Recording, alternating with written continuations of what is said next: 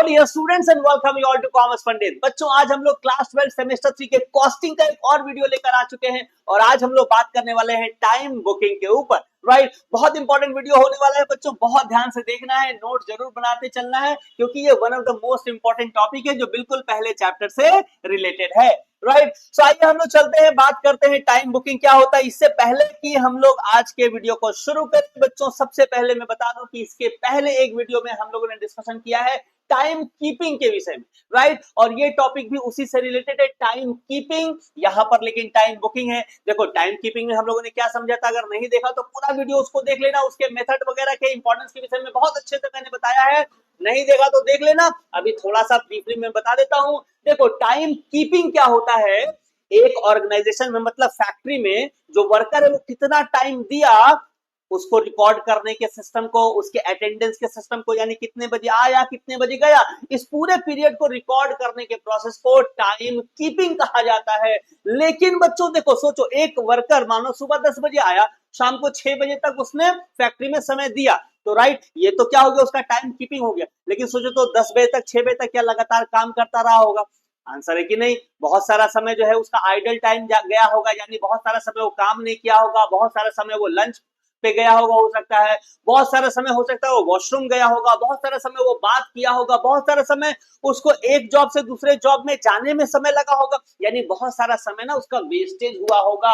अब आओ ध्यान से समझते हैं कि टाइम बुकिंग क्या होता है। सो बच्चों, टाइम बुकिंग का मतलब क्या होता है, यहां पर हम लोग सिर्फ और सिर्फ प्रोडक्टिव जो आवर है, प्रोडक्टिव जो टाइम एक वर्कर ने प्रोडक्शन में कितना टाइम दिया, यानी प्रोडक्टिव आवर कितना रहा, जब सिर्फ प्रोडक्टिव आवर की बात होगी, जब सिर्फ एक्टिव आवर की बात होगी, तब उसको हम लोग कहेंगे टाइम बुकिंग। यानी टाइम कीपिंग में पूरा का पूरा समय आ जाता है, जब से वो ऑफिस में आया और जब से वो ऑफिस से गया, इस पूरे टाइम को हम लोग क्या कहेंगे बच्चों, टाइम कीपिंग। लेकिन टाइम बुकिंग का मतलब क्या होता है, इस टाइम में कितने घंटे उसने काम किया, कितना समय उसने प्रोडक्शन में दिया, कितना समय उसका एक्टिव आवर था, वो एक्टिव कितने देर था, इसको जब हम लोग रिकॉर्ड करेंगे तो क्या कहलाएगा बच्चों, टाइम बुकिंग कहलाएगा। सिंपल है, इजी, आपको समझ में आ गया होगा। चलो हम लोग देख लेते हैं एग्जाम पॉइंट ऑफ व्यू से कुछ बातों को जो आपको याद रखना है। लिखा है time booking is a method of recording time devoted by a worker on a particular job, यानी एक निश्चित जॉब पर कितना समय उसने डिवोट किया, या किसी पर्टिकुलर ऑर्डर जो उसको दिया गया था ना, उस ऑर्डर के ऊपर कितना समय दिया, या किसी एक प्रोसेस जिसमें उसको लगाया गया तो उसमें कितना समय दिया। So exact time, productive hour, active hour कितना उसने दिया किसी पर्टिकुलर जॉब पे, किसी पर्टिकुलर ऑर्डर पे, या किसी पर्टिकुलर प्रोसेस में, उसको रिकॉर्ड करने के प्रोसेस को, सिस्टम को, मेथड को क्या कहते हैं बच्चों, टाइम बुकिंग कहते हैं।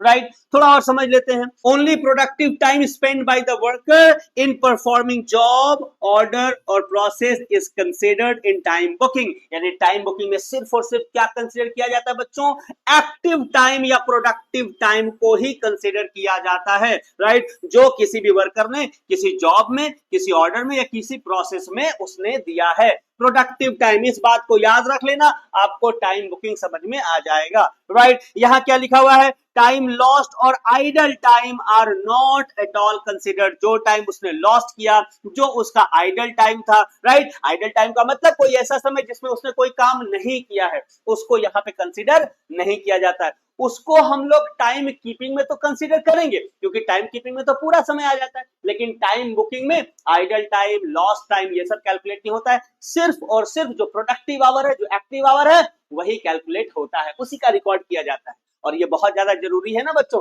राइट, आपको यहां तक समझ में आ गया होगा। आओ हम लोग आगे चलते हैं, और इससे रिलेटेड एक और इंपॉर्टेंट पॉइंट है जो हम लोगों को समझना है इस चैप्टर में या इस टॉपिक से रिलेटेड। वो क्या है बच्चों, कि इसका ऑब्जेक्टिव क्या होता है या इसका पर्पस क्या होता है, यानी कि टाइम बुकिंग करने से फायदा क्या होता है, लाभ क्या मिलता है, इसका पर्पस क्या है, इसका ऑब्जेक्टिव क्या है, इसका लक्ष्य क्या है, उद्देश्य क्या है, इसकी बात करते हैं।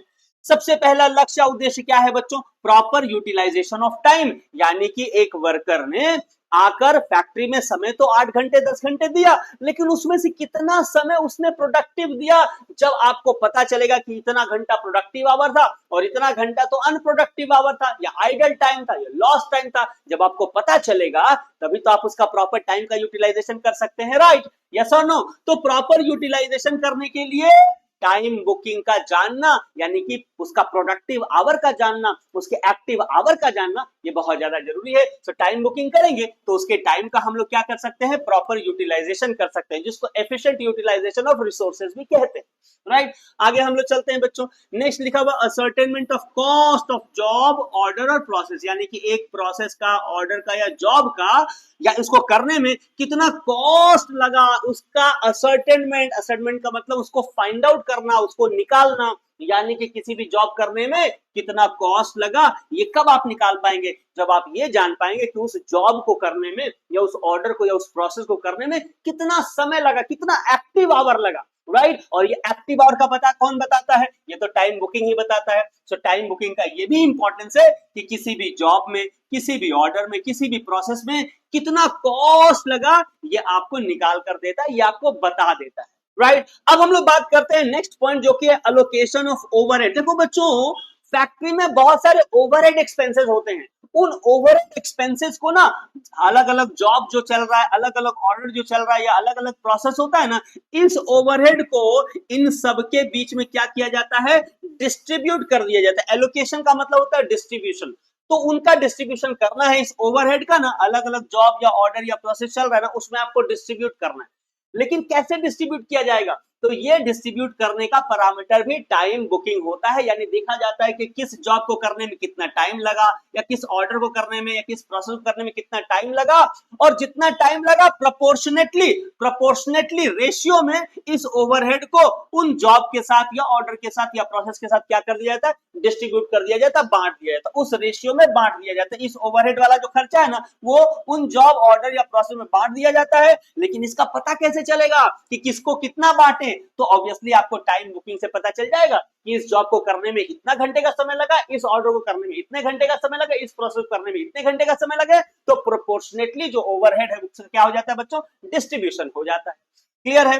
नेक्स्ट चलते हैं हम लोग, नेक्स्ट लिखा हुआ इवैल्यूएट परफॉर्मेंस। देखो, जब किसी भी वर्कर का परफॉर्मेंस को आप जज करोगे तो किस आधार पर जज करोगे, वो टाइम बुकिंग बहुत अच्छा पैरामीटर होता है। इससे पता चलता है कि कौन वर्कर बहुत अच्छा परफॉर्म कर रहा है और कौन वर्कर ना फांकीबाजी कर रहा है। क्योंकि कोई वर्कर है जो 6 घंटे में मान लो 100 पीसेस बनाता है, कोई एक चीज का प्रोडक्शन है 6 घंटे में 100 पीसेस करता है, 6 घंटा एक्टिव आवर देता है तो 100 पीसेस बनाता है। कोई दूसरा वर्कर है वो उसी 6 घंटे में ना सिर्फ 50 पीस बना पाता है, और कोई एक वर्कर है तो उसी 6 घंटे में 200 पीस बना लेता है। तो क्या आपको ये समझ में नहीं आएगा, अगर टाइम बुकिंग आपने किया ना, आपको बहुत क्लियरली समझ में आ जाएगा कौन वर्कर जो है वो एवरेज काम कर रहा है, कौन वर्कर बिलो एवरेज काम कर रहा है, और कौन सा वर्कर है जो अबव एवरेज काम कर रहा है। तो उसके आधार पर क्या कर सकते हैं, आप अपनी स्ट्रैटेजी डिसाइड कर सकते हैं। हो सकता है जो अबव एवरेज काम कर रहा है उसको आप थोड़ा अप्रिशिएट करेंगे, थोड़ा बोनस देंगे, थोड़ा इंसेंटिव देंगे।